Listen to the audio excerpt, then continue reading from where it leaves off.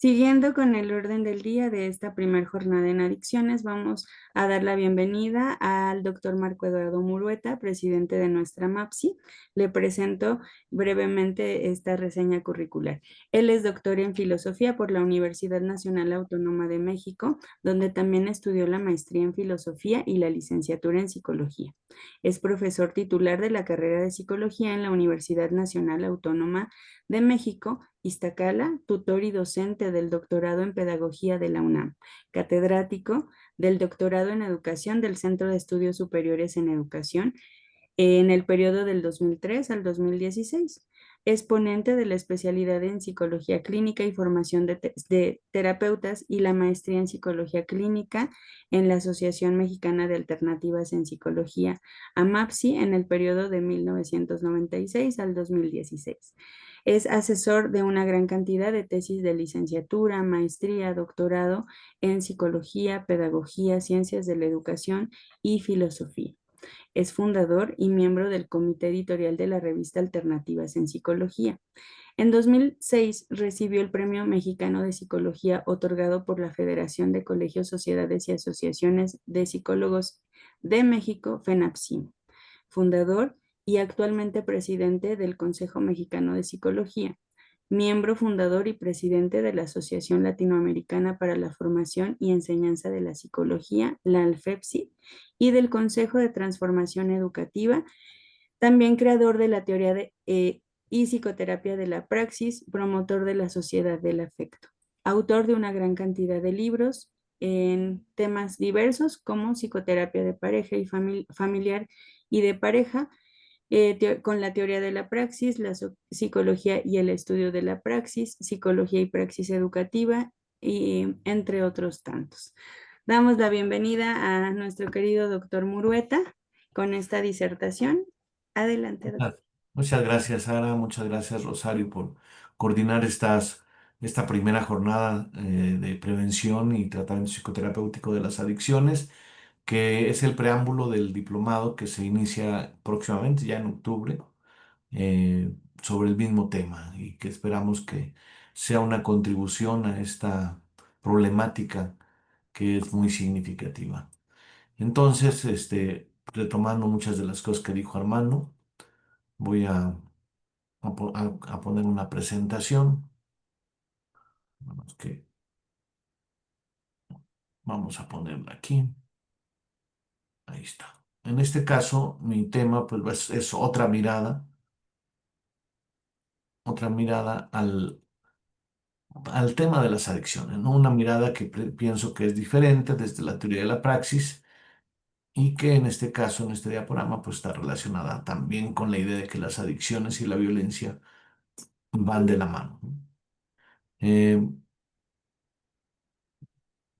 Claudia Sheinbaum y Donald Trump hicieron una llamada por ahí por el junio o principios de julio, en la que Donald Trump le decía pues que los narcotraficantes mexicanos llevan drogas a Estados Unidos, están intoxicando a la población estadounidense y pues que hay más de 100,000 muertos al año por el consumo de fentanilo. Y que entonces ya ven que Trump declaró a los narcotraficantes como organizaciones terroristas y pues pretende incluso se rumora de que podría entrar militarmente a territorio nacional para combatir a esos envenenadores de la población estadounidense. O sea, en este esquema tradicional, los vendedores, los que siembran las drogas, los que las procesan, son criminales y en cambio el consumidor, pues es una inocente palomita que, pues pobre, ¿no? Van, le ofrecen droga y pues él se ve en la necesidad de pagar por ella cantidades importantes y luego tomársela, consumirla, ¿no? Como si no hubiera causas de este fenómeno. Pero lo curioso con lo que les quería decir es que Donald Trump le dijo, ¿y ustedes cómo están manejando el problema del fentanilo en México? Le dijo Donald Trump a Claudia Sheinbaum. Y Claudia Sheinbaum le dijo, no, pues nosotros en México casi no tenemos problema de fentanilo. ¿Cómo? No, nuestra problemática de drogas sí es de cocaína y de marihuana y de otras y de anfetaminas, pero fentanilo casi no. Y de las otras drogas también tienen mucho menos problema en México que en Estados Unidos. Y Donald Trump le preguntó: "Oye, pero ¿cómo le hacen para tener bajos niveles de drogadicción, en particular en fentanilo y en general en las drogas?"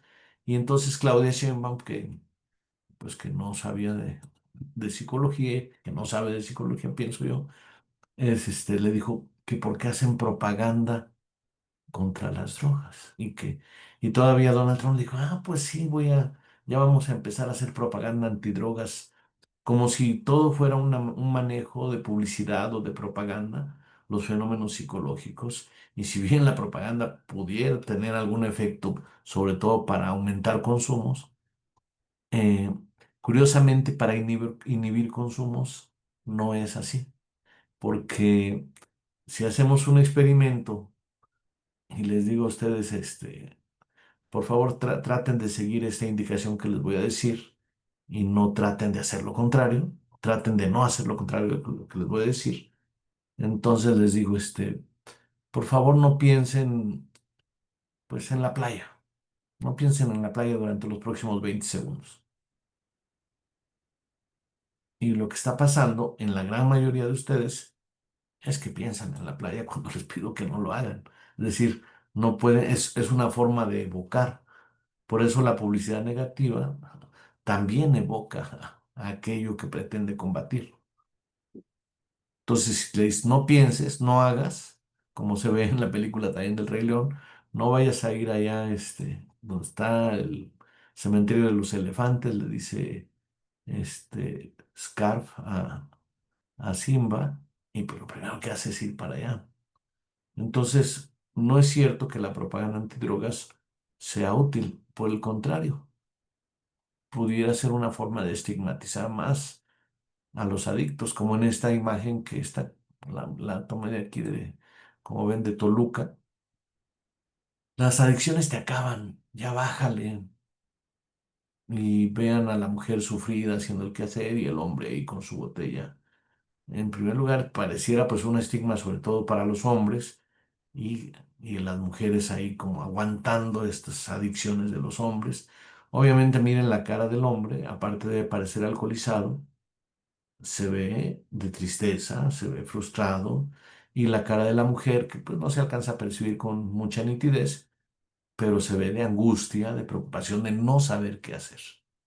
Y eso pues sí representa una situación, pero este tipo de carteles no contribuyen a disminuir las adicciones, sino que las hacen crecer un poco. ¿Por qué? Porque esa persona que se identifique con este señor que está ahí, pues se va a sentir más culpable, como que no puede controlar, como vamos a ver a continuación, ¿no? Y bueno, aquí dice que el 86% de los delitos, en el 86% de los delitos se consumió alcohol o droga. Y la idea que tiene el cartel, el que pretende transmitir, es que si tú consumes alcohol o droga, probablemente cometas delitos. Digo, no se les ocurre pensar en sentido opuesto, de que las personas que tienden a cometer delitos probablemente consuman droga o alcohol.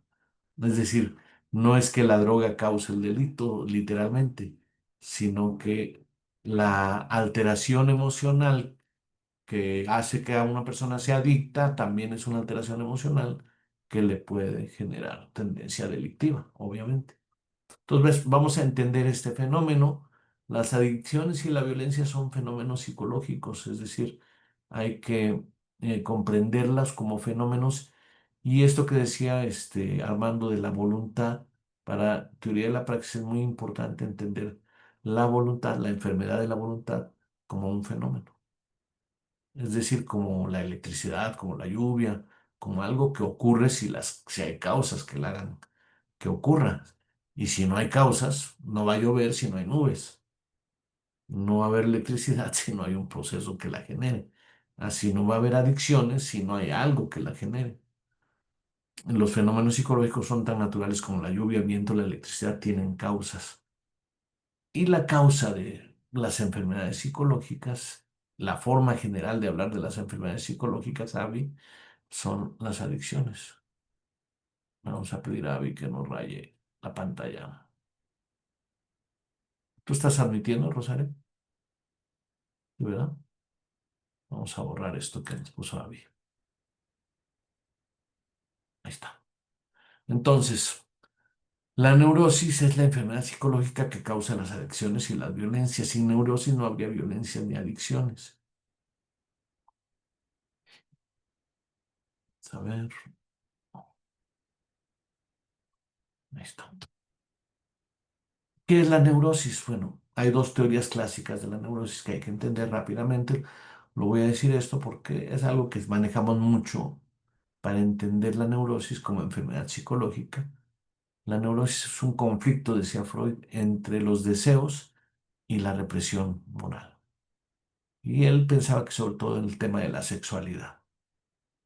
Este, había represión y por lo tanto había alteración y en función de esa neurosis pues, se hacían muchas cosas bizarras, entre otras cosas pues consumir adicciones. Pero vean la otra teoría, el otro enfoque, el enfoque de Pavlov, a un perrito tranquilo y bonachón lo pusieron en una, pues, así sujetado como se ve y le pusieron enfrente un círculo blanco y le daban carne. Cuando el círculo blanco aparecía, le daban carne. Y después de condicionarlo a ver el círculo blanco y que le daban carne y salivaba, ponían una elipse y le daban un choque eléctrico. Entonces, cuando estaba la elipse, el perro se alteraba y cuando estaba el círculo empezaba a salivar y se ponía contento. Todos los experimentadores empezaron a cambiar, a variar la forma de la elipse para hacerla más parecida al círculo poco a poco. Y conforme el perro tuvo dificultad para saber si era el círculo o era la elipse, se alteró y se puso violento. Y dice Pablo que era todas las características de una neurosis experimental, pero con el enfoque que nosotros vamos a ver, probablemente podríamos hablar de psicosis. ¿En qué se parece lo que dice Freud con lo que dice Pablo? Bueno, en que en ambos casos hay sentimientos opuestos. En el caso de Freud, deseo y represión, temor, pues, de parecer depravado y al mismo tiempo deseo, ¿no? Y en el caso del perro, pues temor de un choque eléctrico y al mismo tiempo pues, deseo de comer intenso. Entonces, en nuestra sociedad eh, ocurre que hay un fenómeno que Hegel y Marx le llamaron enajenación y que tiene que ver con el sometimiento, con la obediencia. Hegel pensaba que el esclavo pues no hacía lo que quería, sino lo que quería el amo.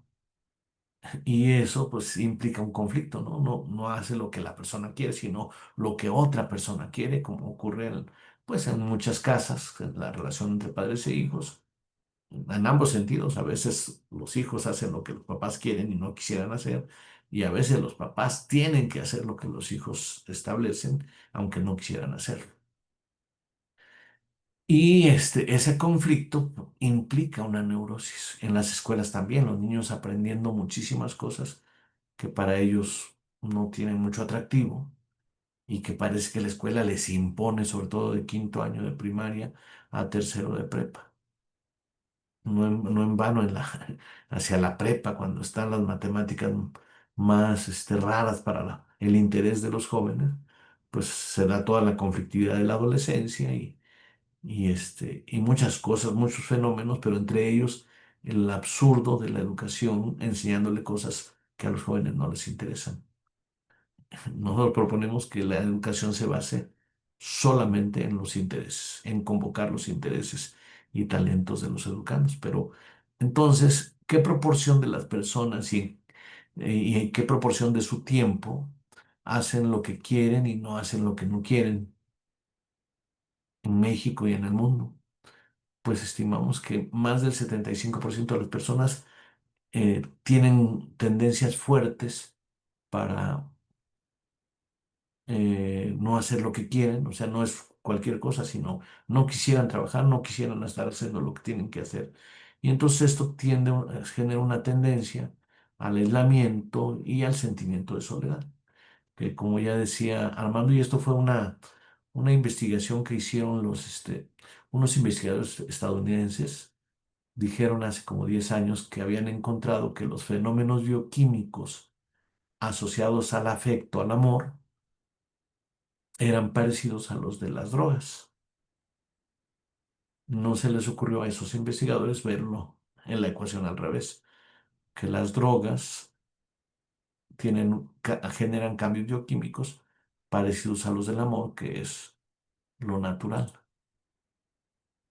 Entonces, pues aquí tenemos el edificio de la salud de enfermedad psicológica. En la ecuanimidad las personas se sienten seguras, se sienten serenas, tienen control de acción y le podríamos agregar y se sienten conectadas emocionalmente. En cuanto se empiezan a no conectar emocionalmente, empiezan a tener reacciones exageradas, irritabilidad, impotencia para controlar las acciones. Y esto puede llegar a un ensimismamiento tal grado que entre en un nivel de psicosis, que ya es la pérdida del control de sí mismo, los delirios y las alucinaciones. Ese es el esquema general de la salud y enfermedad psicológica. Sabemos que la neurosis en pequeñas dosis y de manera transitoria es necesaria y es sana. Deprimirse una vez cada 3 meses o enojarse de vez en cuando o tener miedo de vez en cuando ayuda a cambiar criterios, a evolucionar, a madurar como persona. Pero tenemos el problema cuando las neurosis ya son enfermedad psicológica. La mayor parte del tiempo, o por lo menos el 40% del tiempo, las personas se sienten con ansiedad o con depresión o con tensión o con irritabilidad. Y esas enfermedad pues no tiene solución por puro deseo, no porque una persona quiera salir de la neurosis, como salir de la adicción. ¿Cuántos adictos están luchando por salir de la adicción y no pueden? Igual, cuántas personas deprimidas, cuántas personas obsesivo-compulsivas, cuántas personas agresivas quisieran dejar de padecer eso y no pueden. Entonces hay que entender que las adicciones y todas las neurosis, cuando llegan a un nivel de 40% o más del tiempo y la intensidad de la vida de las personas, no se resuelven por sí mismas, ni aunque haya una conferencia o una jornada sobre psicoterapia de las adicciones, sobre prevención. Se necesita un tratamiento psicoterapéutico y eso es lo que yo entiendo que vamos a aprender todos a través del diplomado de tratamiento psicoterapéutico de las adicciones que está próximo a iniciar. Este fenómeno de la neurosis, por ejemplo, piensen en el adicto, en los adictos se sienten mal, o sea, lo que es la cruda moral, ¿no? Después de que ya consumieron el alcohólico o casi de cualquier droga, al otro día se siente mal y a muchas drogas como la cocaína, pues generan problemas físicos. El alcohol, están temblando o se sienten debilitados y eso es el círculo que los hace que vuelvan a consumir. Esto sería, tendería rápidamente hacia la psicosis si no se fuera por cuatro mecanismos que disminuyen un ratito la neurosis y luego vuelve la neurosis, pero por eso se hace el círculo de las adicciones, ¿no? La número uno, que es la que explica las adicciones, es la búsqueda de compulsiva de placer sensorial, ¿no? Desde comer, chuparse el dedo, cuando un niño ya se chupa el dedo compulsivamente, a través de chuparse el dedo, está bajando su ansiedad. Y por eso algunos psicoanalistas decían que era una fijación oral o el tabaquismo o el alcoholismo, porque efectivamente los niños aprenden a bajar a su ansiedad a través de tener algo en la boca, que puede ser comida o puede ser bebida. Y después, cuando se sienten ansiosos, pues buscan eso. Decía un paciente, decía que su mamá, cuando él tenía riñas con sus compañeros en la escuela, le hacían bullying, su mamá siempre llegaba con una torta. Entonces, ya siendo adulto, ya esta persona cuando lo comentó tenía más de 40 años, decía, pero yo siempre que me siento tenso lo que busco es una torta, busco comer. Entonces se generan circuitos, hábitos que se van desarrollando a lo largo de la vida y van variando, ¿no? Y por eso El fumar tiene que ver con el fumar baja la adicción, perdón, baja la ansiedad y al mismo tiempo produce ansiedad y por eso el tabaco es una de las drogas más adictivas y más mortales. Y sin embargo es legal. Claro, hay campañas antitabaco y algo han logrado por lo menos en disminuir los espacios para el tabaco. Pero es posible, es muy probable que al disminuir el consumo de tabaco se requiera por la atención consumir otras drogas que no estén limitadas en espacio o que tengan más intensidad, drogas más fuertes o bien eh, cosas que aparentemente pues, pudieran ser más inofensivas, como el juego patológico, como el WhatsApp, el Candy Crush, el juego en los celulares, el solitario, muchas cosas, ¿no? Y desde luego la televisión excesiva, el Facebook excesivo, el WhatsApp excesivo, el celular excesivo, son adicciones también. La segunda, bueno, pues es la agresividad, ¿no?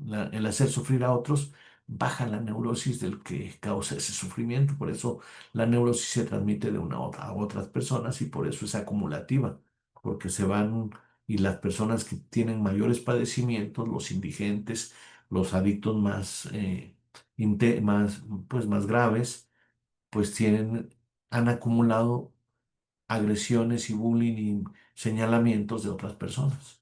Son los más vulnerables. En realidad, los adictos, como todas las personas que padecen psicosis o neurosis, son las personas más vulnerables. ¿Por qué? Porque vienen, como decía Armando, desde la infancia y probablemente desde el embarazo no fueron deseados. Como vamos a ver a continuación, no hubo una buena conexión con la mamá, con el papá, con los hermanos, con los amigos. Y bueno, esas personas por lo mismo, el que le hacen bullying en la escuela, por ejemplo, es el niño más solitario.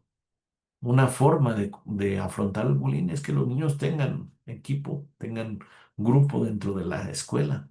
En la medida en que los ven solos, sirven para canalizar la neurosis de los demás y se les acumulan al más vulnerable.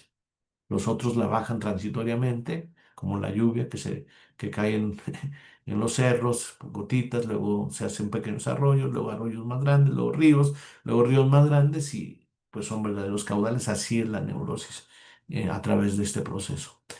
También la neurosis genera rigidez conceptual y afectiva. Las personas se hacen de ideas más dogmáticas, la religiosidad sobre todo extrema, se aferran a prejuicios, quieren que los demás se comporten de cierta manera y tienen relaciones dependientes, incluyendo relaciones dependientes con las drogas. Es decir, hay un aferramiento. Las personas en neurosis están como vulnerables y se agarran de algo que les dé sensación de seguridad relativa.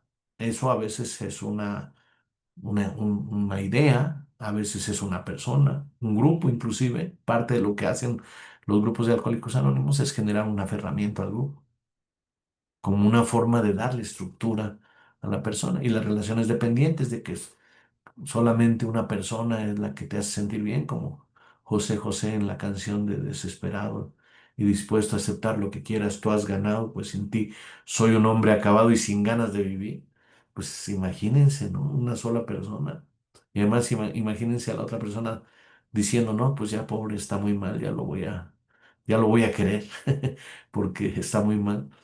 Entonces, esta dependencia hacia personas es una adicción también o hacia conceptos, también a religiones también hay una cierta adicción porque ahí se alcanza la relativa serenidad que no se alcanza de otra manera. Y desde luego la evasión o el escape psicológico es una forma de paliar la neurosis, el cambiar de ambiente, el cambiar de actividad, el cambiar de proyecto, el cambiar de casa, el salir, siempre estar huyendo. Y eso va a ser vigente en este tema de la drogadicción, ¿no? Sin neurosis, entonces no habría violencia, salvo en defensa propia. Leros y tanatos, la destructividad y la creatividad son dos partes de un mismo proceso. Entonces, con estos conceptos generamos los cuatro cuadrantes de los ejes cartesianos de la salud psicológica. Se llaman cartesianos porque se parecen un poco en la forma de ilustración a los ejes geométricos que diseñó Descartes. Entonces, en el eje X está por un lado positivo la amorosidad y el lado negativo la sensación de soledad. En el eje Y, en el lado positivo, la realización, el hacer lo que te interesa, lo que quieres, y en el lado negativo, la frustración, el no poder hacer lo que quieres, ¿no? Entonces, la mayoría de las personas tienen una combinación de soledad y frustración y la labor de la salud psicológica del psicoterapeuta es llevarlo hacia la combinación de amorosidad y realización donde se da la salud psicológica, ¿no? En la medida en que esto no es así, la felicidad también es adictiva, las endorfinas, las dopaminas, por eso decía esta analogía entre el amor, la felicidad. Entonces hay una adicción a la sociedad, pero si no, la neurosis depresiva es la combinación de soledad y frustración y el trabajo compulsivo se da cuando la realización del trabajo es un refugio para la soledad. En todos los casos hay ciertas sustancias que se requieren, ¿no? Por ejemplo, el trabajo compulsivo requiere mucho de cocaína y otros estimulantes alternados con relajantes para poder tener esos ritmos de trabajo. Y en el caso de la neurosis depresiva, pues se necesitan antidepresivos como la cocaína, las drogas evasivas, como el alcohol, la marihuana, las anfetaminas, los hongos y los inhalantes y la heroína en los casos más extremos. Y en el caso de la sobreprotección que se da por la amorosidad y la frustración, cuando las personas de la familia se encargan de hacer lo que le toca a los jóvenes o a los niños o a los adultos, pues entonces es más probable el alcoholismo, la marihuana y otros evasivos. Y como ven en el cuadrante uno arriba a la derecha, es adicción a la vida y a la sociedad. También es una forma de adicción. Como digo yo, hay una necesidad del trance. Observen ustedes qué pasa cuando una persona, piensen ustedes que tienen que esperar 3 horas en la antesala de un consultorio médico o están esperando a una persona en la estación del tren o de autobuses en el aeropuerto y pues viene demorado el avión o el tren y va a tardar 2, 3 horas ahí. ¿Qué es lo que hacen las personas? Pues buscan un pasatiempo, un matatiempo se llamaba antes. Y entonces empiezan a jugar algo, caminan de un lado a otro, se entretienen con un crucigrama, empiezan, no puedes estar, necesitas estar conectado. Eso es muy importante para entender las adicciones. Necesitamos un trance, estar siempre haciendo algo, concentrados en algo. Si no, se genera el llamado aburrimiento y el aburrimiento no es otra cosa más que ansiedad de no saber qué hacer, de no tener nada que hacer. Y eso es lo que tradicionalmente se ha llamado ocio y es la madre de todos los vicios por eso. Entonces la adicción a la vida y a la sociedad también es necesaria a través del afecto, decimos nosotros. Si en la medida en que no haya adicción a la vida y a la sociedad, se necesitarán otras adicciones. Y por eso el enfoque que yo les quisiera compartir el día de hoy es pensar en las drogas prohibidas o de autoconsumo como medicinas que generan, pues, una especie de salud psicológica transitoria o por lo menos suprimen los malestares y son como son medicinas de autoaplicación que a mediano y a largo plazo pueden llegar a tener consecuencias negativas, pero que hay que entender que en el corto plazo le hacen sentir un poco mejor a las personas. Entonces, para eso es muy importante para el tratamiento de las adicciones entender la funcionalidad psicológica de cada una de las drogas y aquí vamos a ver algunos de estos, ¿no? Por ejemplo, ¿para qué sirve el alcohol? Pues el alcohol sirve para desinhibirse fundamentalmente. Entonces, cuando una persona es alcohólica, necesitamos ver qué aspectos de sus emociones, de sus sentimientos están inhibidos y ayudarle a desinhibirlos. En verdad, también el alcohol relaja, por eso decía Armando, bueno, te tomas 1 o 2 cervezas, pues te relaja. Pero por lo mismo se podría decir que va a haber más consumo de alcohol conforme más estrés haya.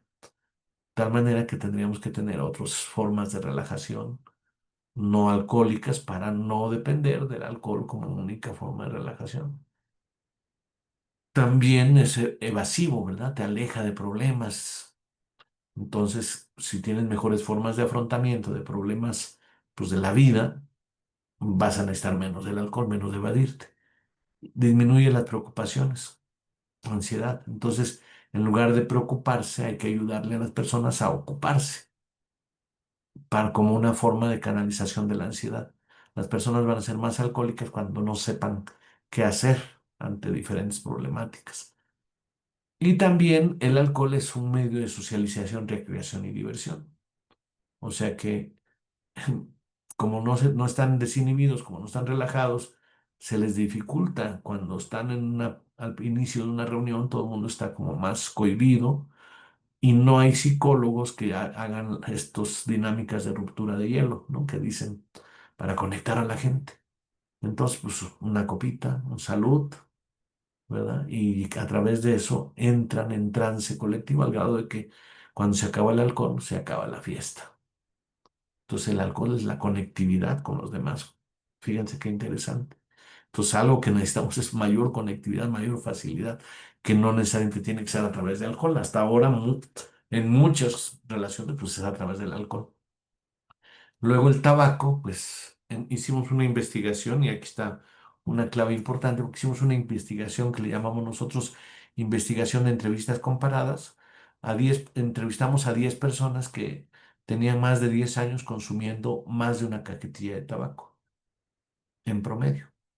Y entrevistamos a 10 personas que no consumían, que tuvieran más de 10 años sin consumir tabaco, incluyendo pues toda la vida, ¿no? Que muchos de nuestros sujetos de esta parte no consumían tabaco, nunca habían consumido. Algunos habían consumido algún tiempo y luego lo habían dejado. Y entonces encontramos como elemento esencial de diferencia entre los tabaquistas y los no tabaquistas que los tabaquistas habían tenido menos conexión emocional con sus padres durante la infancia, en comparación con los no tabaquistas que tenían más confianza, jugaban más, conversaban más con sus padres, tenían más cercanía. Todo esto a través de sus entrevistas a profundidad, ¿no? Entonces encontramos que el tabaco compensa la soledad, sobre todo por el efecto del fuego. También permite una concentración, genera una especie, el tabaco genera como un ámbito de intimidad de la persona consigo misma, o cuando son dos fumadores, a través del tabaco entran como una especie de conexión, cuando son dos o más fumadores que están compartiendo. Compensa la soledad, hace una postergación evasiva porque estás como ocupado prendiendo el tabaco, consiguiendo el cerillo, este, viendo dónde vas a poner la ceniza o la bachicha. Todo eso son actividades, permite la concentración reflexiva, como preguntaban, por esta especie de movimiento rítmico que tiene, ¿no? El- la aspiración, la sensación aparentemente suave del tabaco, pues permite la concentración y también da una sensación de estar haciendo algo como cuando estás rayando en un papel, ¿no? Eh, También te distrae porque ves las formas que hace el humo, tanto el propio como el otro, la ceniza si se va acumulando, es decir, toda una serie de elementos. Entonces, para superar el tabaquismo, tendríamos que ayudar a las personas a superar sobre todo su soledad, entrar en conexión emocional. Tuve un paciente que había sido tabaquista durante muchos años y un día fue a un taller de cognitivo conductual de dejar de fumar y dejó de fumar. El taller fue súper exitoso, pero 3 meses después vino a consulta conmigo porque sentía una especie de vértigo, como si fuera a salir volando hacia, en forma centrípeta, sentía que una fuerza lo iba a hacer girar e iba a salir como lanzado hacia el espacio, ¿no? Dice, yo sé que no es cierto, pero eso siento. Y bueno, la conclusión a la que llegamos es que había sido abrupta su suspensión del tabaco y por lo mismo, y no había sustitución. Entonces, el organismo pues genera el proceso psicológico genera otras formas diríamos, de distracción, otras sensaciones, eh, pues producto de la neurosis que no se está paliando a través, en este caso, del tabaco. Y así la marihuana también es un ansiolítico, lo mismo. La marihuana es para disminuir la ansiedad, sobre todo porque amplifica las sensaciones y amplificar las sensaciones, si ustedes, los que saben de mindfulness, pues saben que el mindfulness es como un ejercicio de amplificar las sensaciones. Bueno, pues la marihuana lo hace a través de su efecto fisiológico. Las personas que fuman marihuana escuchan y ponen atención a sonidos que no escucharían si no fuera bajo el efecto de la marihuana, o ven los colores de una manera más significativa, más intensa, más llamativa, y todo hace que se relaje. Por eso decimos que es ansiolítico. También, como el cigarro, compensa la soledad, altera las secuencias de tiempo, promueve la concentración e inspiración en detalles y distrae, ¿no? Y así tenemos, pues, que la cocaína es sobre todo un antidepresivo, le da sensación de seguridad, genera audacia e impulsividad, genera energía, fuerza y entusiasmo para hacer cosas, y disminuye el temor al peligro, lo cual pues puede ser riesgoso porque bajo sus efectos efectivamente se pueden cometer cosas pues más impulsivas, y disminuye las preocupaciones, ¿no? Es una sensación de gran energía y por eso es de muy adictiva también la cocaína, porque hace que la persona se sienta súper bien durante un periodo y luego la necesita otra vez. Y los efectos de los inhalantes son hipnóticos, elimina la sensación del hambre, permite olvidarse de penas y problemas, disminuye y destruye la capacidad intelectual, destruye neuronas y también disminuye el temor al peligro, ¿no? Y eso sobre todo, por eso los inhalantes se consumen sobre todo en los estratos con menos recursos económicos, con más pobreza, con más sufrimiento. Y bueno, las redes sociales compensan el ocio y el aburrimiento, compensan la soledad, permiten ocultarse y evadir relaciones familiares, te dan la sensación de hacer algo, de estar conectado, sensación de socializar.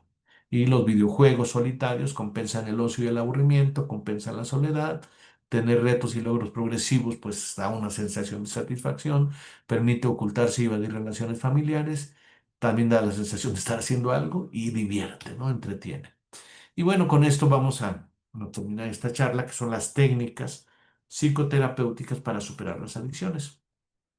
Tenemos dos tipos de técnicas en esta lámina, que son las técnicas generales que se aplican en toda psicoterapia, pero que en particular son importantes en las adicciones desde el punto de vista de la teoría de la praxis, de la psicoterapia de la praxis. Obviamente se necesita que la persona que padece una adicción encuentre comprensión de su narrativa de vida. Es muy importante que nos narre sus emociones, vivencias, recuerdos de la infancia, de la adolescencia, con precisión y a veces de manera reiterada, que se sienta acompañado y comprendido por el psicólogo. El compartir la narrativa de vida en teoría de la praxis es una estructuración emocional y una reestructuración emocional implicada. Es decir, no es que necesariamente se tienda a que haya un cambio de significado, sino que al narrar se actualiza como una nueva película, como si fuera una película vista por una vez más, y se le encuentran cosas que antes no se habían visto. Y entonces esta conexión,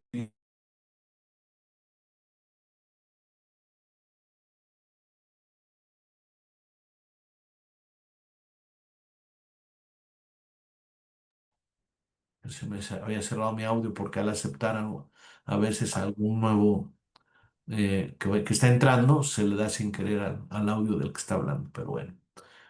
Narrativa de vida y comprensión, entonces, ahí hay una clave importante que a veces los psicólogos no lo tienen tan claro, como que el psicólogo empieza a formar parte del grupo más cercano del paciente.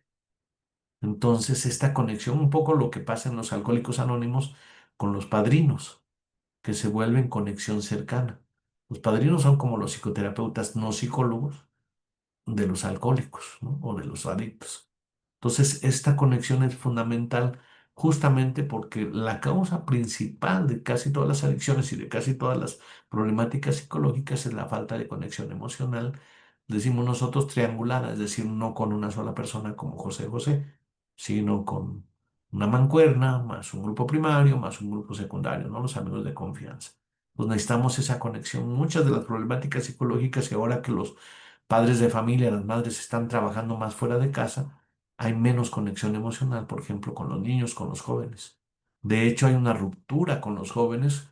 La madre y el padre probablemente cuando el niño tiene 7, 8, 9 años, tienen bastante conexión emocional, pero a las 12 o a los 13 los niños entran en separación emocional de los padres y por eso están más vulnerables a todas las psicopatologías, entre ellas las adicciones.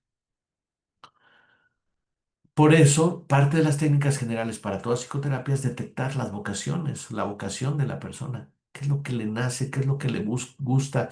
¿Para qué es capaz? ¿En qué se siente bien haciendo, ¿no? Y parte de la terapia es llevarlo hacia la realización exitosa de su vocación.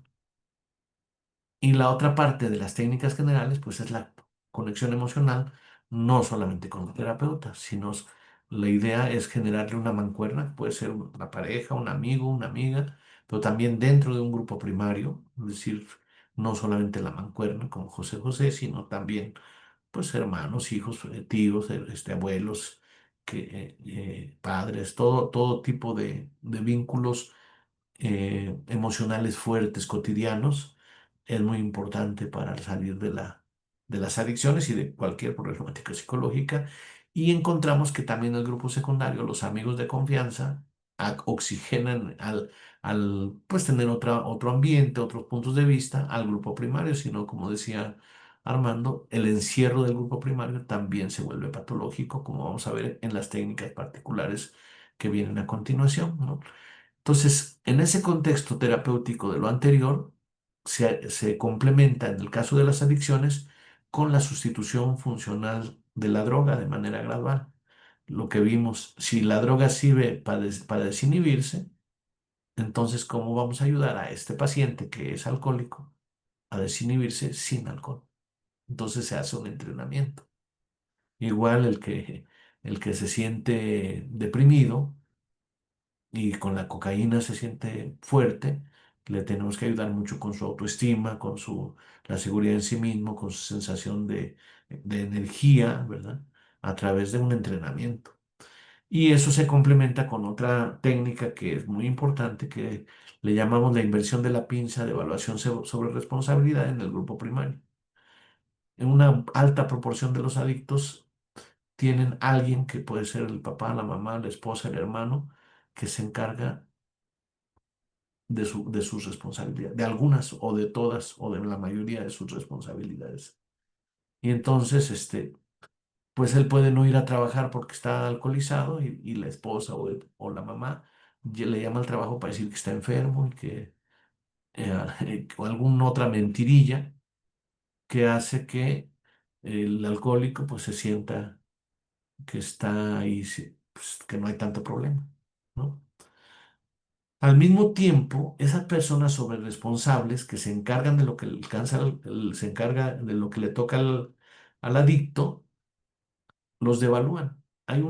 Es una pinza psicológica interesante porque a la sobreresponsabilidad le llamamos también robo de responsabilidad, porque una persona se encarga de hacer lo que le toca a otra o lo que podría hacer la otra, un niño, un adolescente.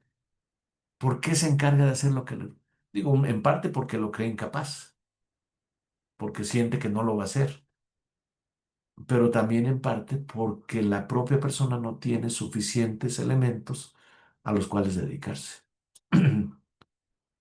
Y entonces, como no tiene a qué dedicarse, tampoco tiene satisfacción en su propia vida, encuentra una satisfacción bizarra en ocuparse de lo que al otro le toca.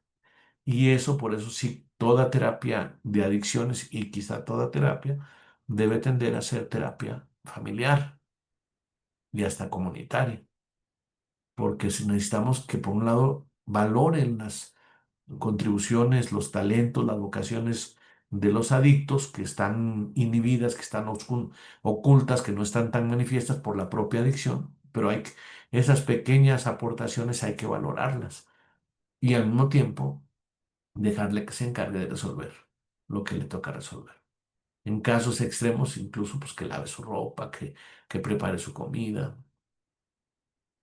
Si ya lava su ropa, prepara su comida, pues ya tiene un elemento de responsabilidad que además va a competir en tiempo con la posibilidad de ir a los adictos, ¿no? A vincularse con otros adictos o a ocuparse o estar bajo el efecto de una droga porque pues que tiene que lavar la ropa, entonces no puede estar tan alcoholizado. Y además como está lavando la ropa, pues no está consumiendo alcohol.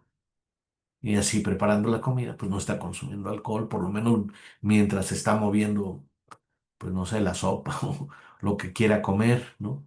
O si tiene que lavar sus trastos, o tiene... Entonces se va poco a poco ayudándole a la persona a que se involucre en un proceso saludable de sensación de satisfacción con la vida. Y esa es la clave. Esto no es una teoría, es algo que ya hemos demostrado en una serie de casos con éxito. No digo que sea muy fácil, hay casos más resistentes, pero se logra, ¿no? Como un paciente que cuando que lo despidieron de su trabajo por ser alcohólico y fue a terapia, su esposa era sobre le pedimos, insistimos con la esposa para ayudarle a dejar de ser sobre responsable y a que ella tuviera otras, pues, intereses, amistades, ocupaciones. Y el que era alcohólico era un diseñador, le pedimos que hiciera sus tarjetas, que empezara a tener trabajo freelance, se llama, ¿no? Y y empezó a tener éxito porque además era un buen diseñador. Y entonces hubo un momento que fue muy significativo cuando me comentó en terapia que pues sí, sus amigos de los viernes le habían dicho, oye, pues vente, ya estamos acá, vamos a tal lugar. Y él les dijo, hoy no puedo porque mañana tengo que entregar un pedido. Si entienden que ya estaba mucho más involucrado, más significativo el compromiso laboral, el compromiso de trabajo, que irse con sus amigos de siempre a tomar la copa de los viernes, ¿no? Y con eso pues cierro esta charla y pues a ver si hay tiempo para algunos comentarios y preguntas. Muchas gracias. Gracias, doctor.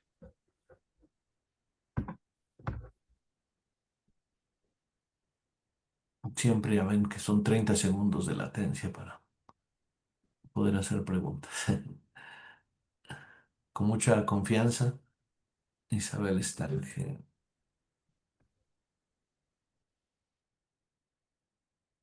Es otra mirada, ¿no? Por lo tanto, lo que habría que hacer es ayudarle a los adictos estadounidenses a superar sus adicciones para que nosotros tuviéramos menos violencia en México, ¿no? Fíjense qué interesante. Mientras haya mercado allá, habrá quien lo produzca y se lo venda.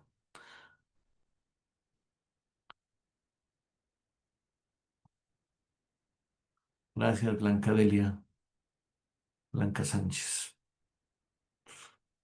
Y por ahí vi que había otra pregunta, Magara. Sí, doctor, pues algunos comentarios agradeciendo su ponencia y tenemos aquí una pregunta de Saraí Eh, Guarneros. Nos dice, las redes sociales están generando mucha adicción. ¿Cómo se tratan estas?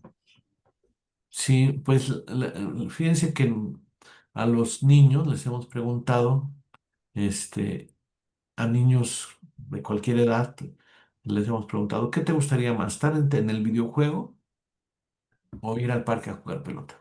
¿Vamos al parque a jugar pelota o quédate al videojuego? ¿Cómo ves? Y los niños no dicen, vamos al parque a jugar pelota. La mayoría. Hay casos, pocos que dicen, no, sí me quedo en mi videojuego.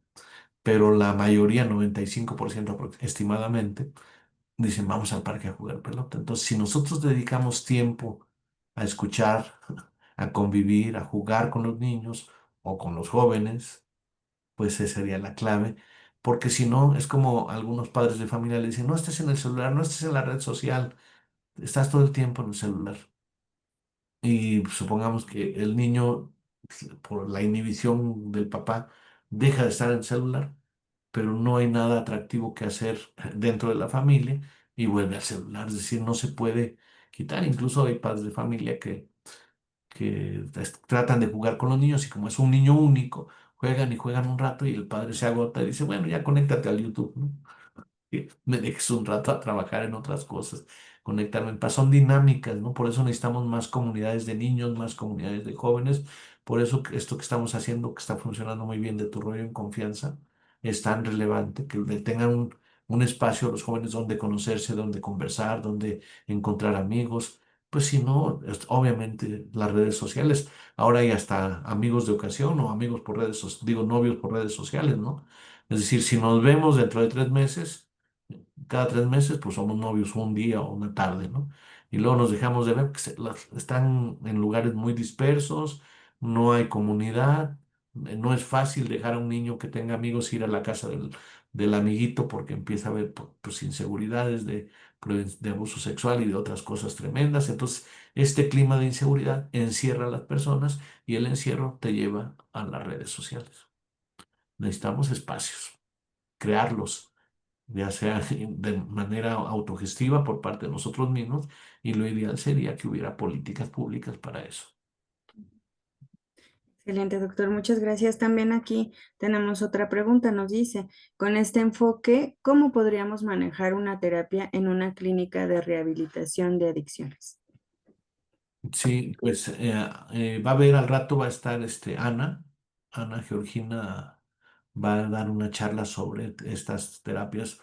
El problema a veces es un poquito las instituciones y casi todas las instituciones tienen el esquema AA. Entonces, la terapia AA es una terapia de choque.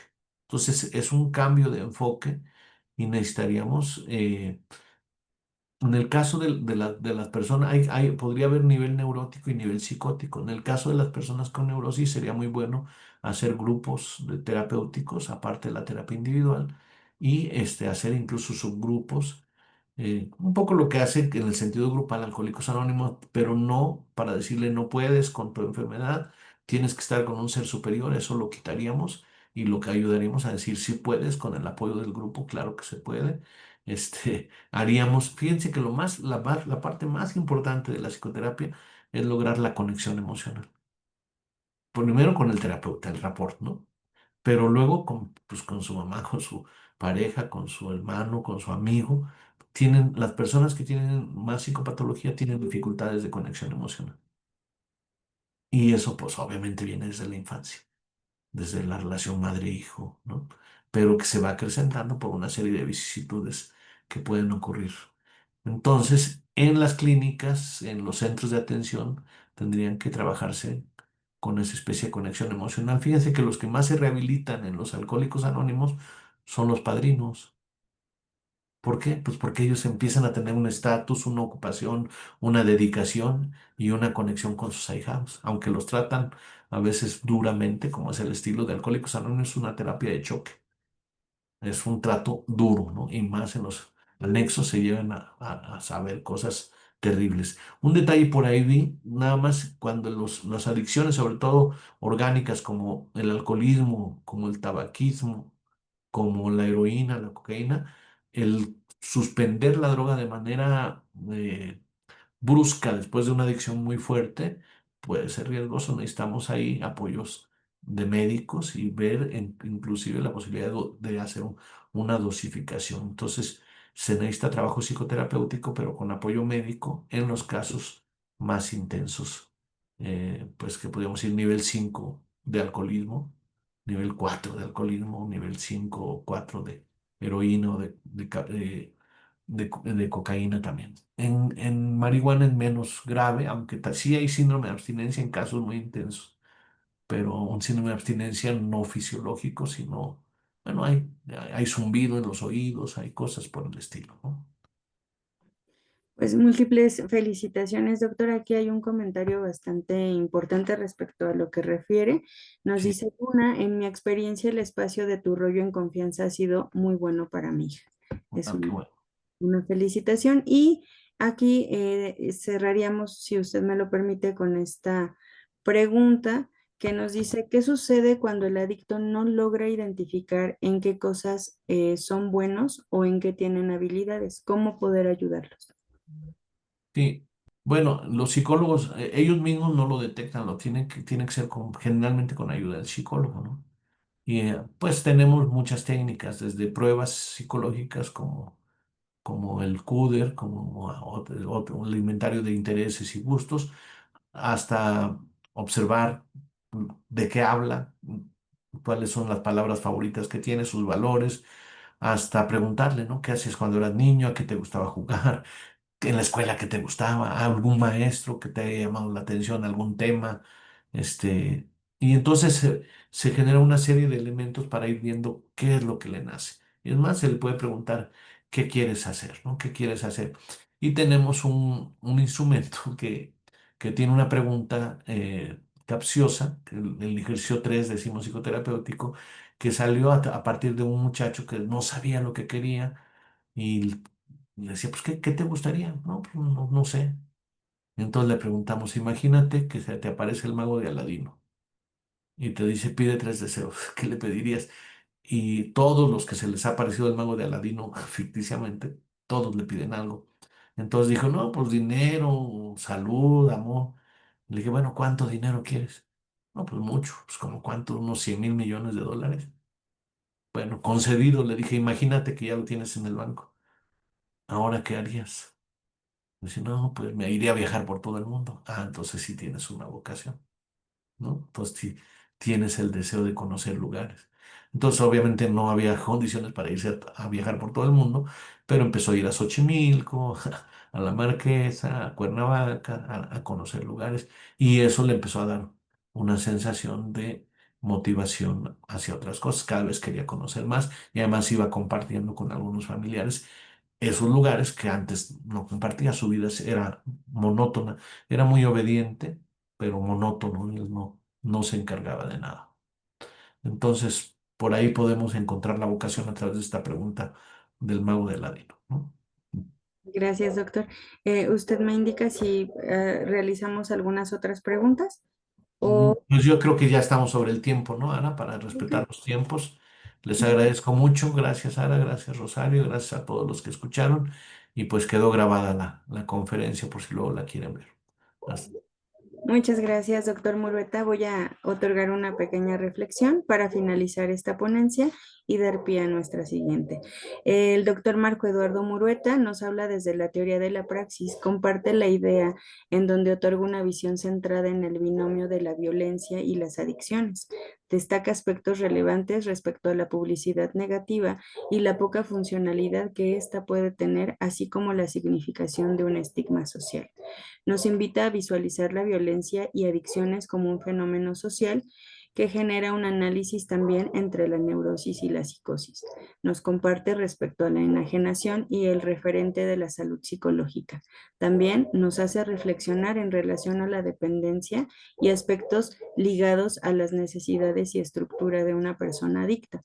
Comparte su experiencia como psicoterapeuta mencionando casos y técnicas de éxito donde la persona no solo debe ajustarse a la abstinencia, sino también a un afrontamiento de la soledad, aquellos componentes afectivos o de ocio que posicionan en riesgo a un individuo. Y finaliza con la presentación de técnicas psicoterapéuticas para superar las adicciones como la narrativa de vida,